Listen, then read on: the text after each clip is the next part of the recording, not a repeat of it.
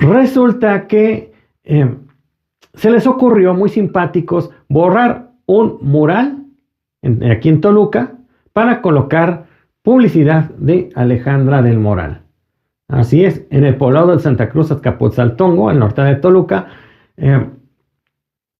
varios ciudadanos, en este caso un grupo de chicas feministas, hicieron un mural y en corto, de buenas a primeras, vinieron la gente de Alejandra del Moral y le puso, Ale gobernadora. ¿Vale? Lo único que, como ven en la foto, lo único que quedó pues fue el copete aquí del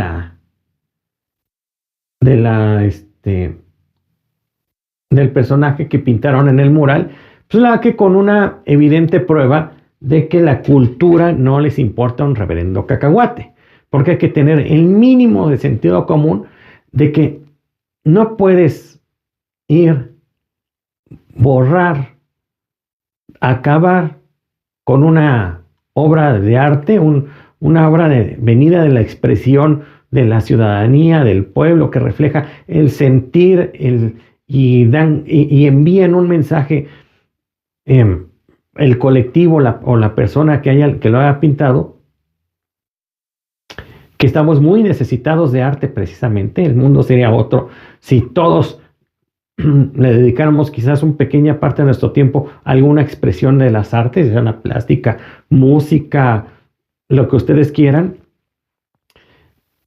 Y se les ocurre borrarlo, ¿no? En este caso, al parecer, fue el equipo del PRD, que está apoyando a Alejandra del Moral, el que fue a hacer esta atrocidad, ¿no? Como le digo, es que la derecha y la cultura pues no se llevan, son agua y aceite, ¿no? Por más que digan que son, vienen de la náhuatl, la ibero y cosas así, pues no, más bien son como gente que pues sí va a las universidades, pero sigue teniendo pensamientos retrógradas, cavernarios, trogloditas que terminan, que se traducen en este tipo de acciones que son incomprensibles, ¿no? Porque precisamente les insisto, o sea, las ciudades serían otras si grupos, iniciativas, colectivos como ellos se encargaran de darle color, diseños, mensaje a las tristes calles y grises calles que tenemos en muchas ciudades del país. Yo estaría encantado que en mi barda hicieran algo así. Bueno, no tengo una barda como para eso, ¿no? Pero en mi sala ya sería un buen motivo aprender a hacer algún tipo de mural y hacerlo en mi sala. Lo voy a hacer. Bueno, ese tipo de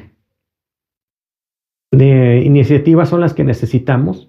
Y vean, vienen estos y las borran, las destruyen. Digo, ¿qué les pasa, no?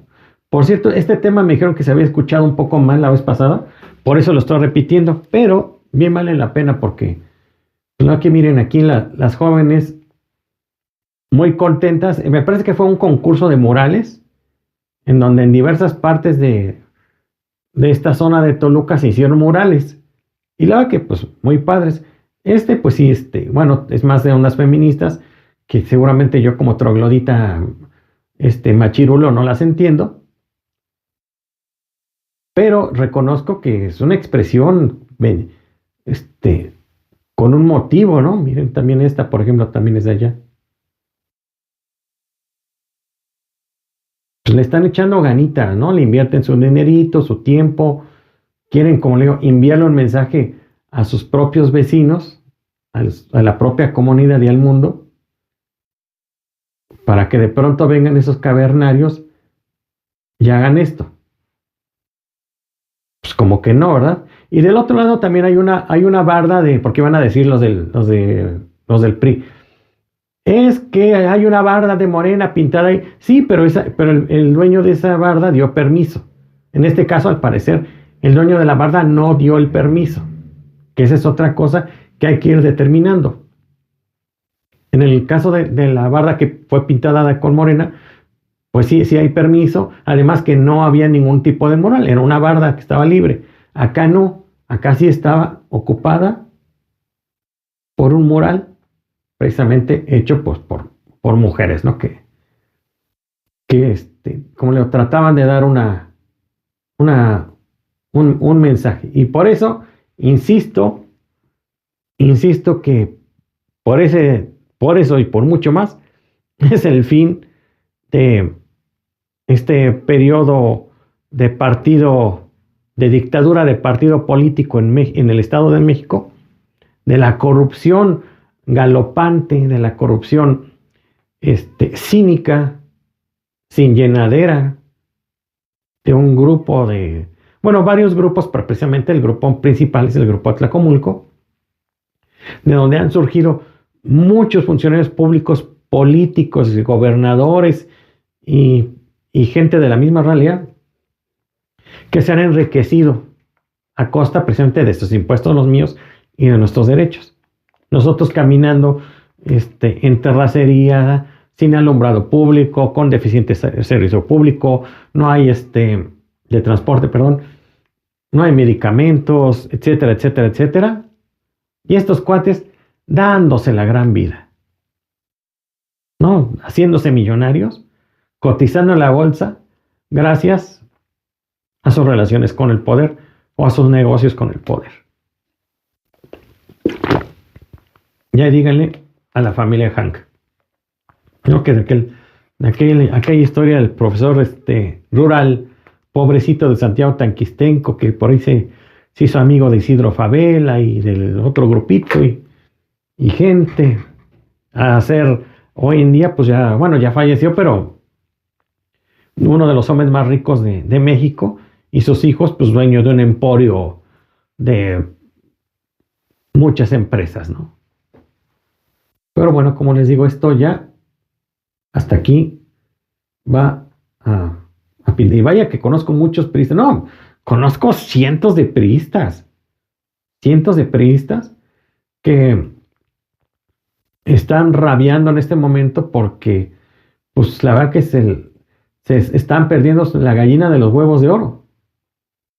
Pero ni modo, ellos no quieren entender.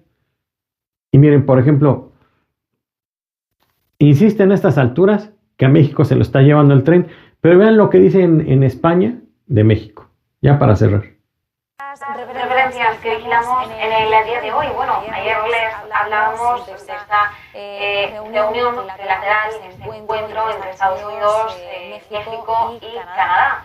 Biden, Trudeau, Manuel López Obrador, los tres países se reunieron en México por primera vez en casi una década para la 10ª edición de la Cumbre de Líderes de América del Norte. El lugar escogido para este encuentro no puede tener más relevancia en estos momentos. ¿Por qué lo decimos? Porque la coyuntura económica que empezó en 2020 pone a México como una de las regiones con más potencial de convertirse en un país rico en la próxima década. Marta Vilán, cuéntanos claves de esa reunión bilateral.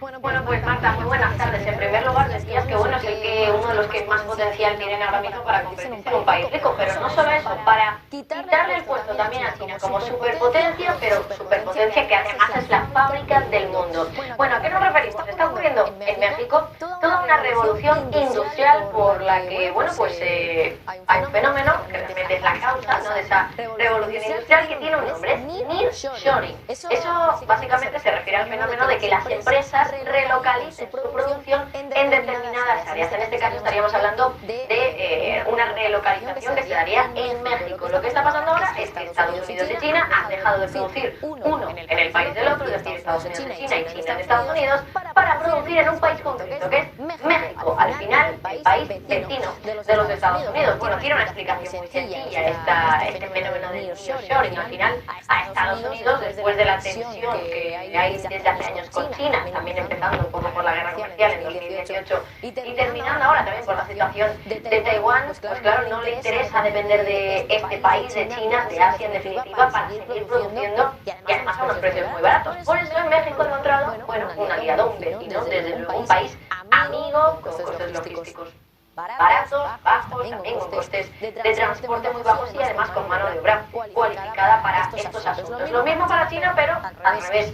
Ha querido asentar a sus empresas fuera de Estados Unidos, pero cerquita, es decir, en el país vecino, en México, para asegurarse de que sus productos, los productos que generen, que produzcan allí, pues llegan más rápido a Estados Unidos y no tienen que sufrir, pues, bueno, al final todas esas complicaciones de producir en un país que está demasiado lejos del lugar de destino, básicamente. Esto es México, claro, le ha venido de perlas. De hecho, por ejemplo, ya hay datos que corroboran este chute de interés en el nearshoring. Por ejemplo, la demanda de espacio industrial en México ha roto un récord en el año 2021 y ya se sitúa en las 3,5 millones de metros cuadrados de espacio de demanda de espacio industrial. Es decir, que bueno, pues se buscan lugares, muchos lugares en México para producir y seguir produciendo. Y claro, eso es dinero y mucho dinero para México. De hecho, por ejemplo, hay datos que aseguran que el 62% del comercio de México se genera gracias a empresas manufactureras. Decíamos que la demanda de espacio industrial. Pero otra gran explicación de por qué se da este fenómeno del nearshoring es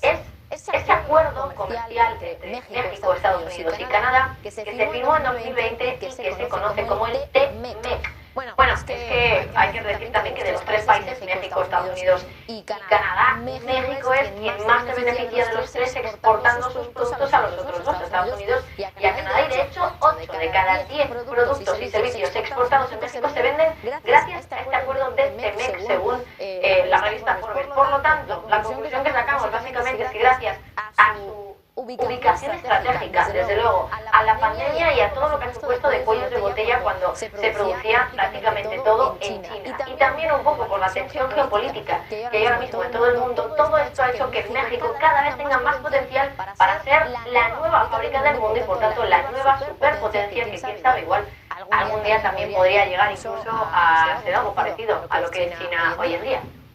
Pues ahí tenemos la clave. Y le faltaron aspectos que tomar en cuenta sobre la economía mexicana. Pero bueno, así nos ven y eso es lo que esta derecha cavernaria no quiere entender. Lástima, se van a quedar en el basurero de la historia, se van a quedar en el atrás, porque ellos son el atrás, precisamente. ¿Ok?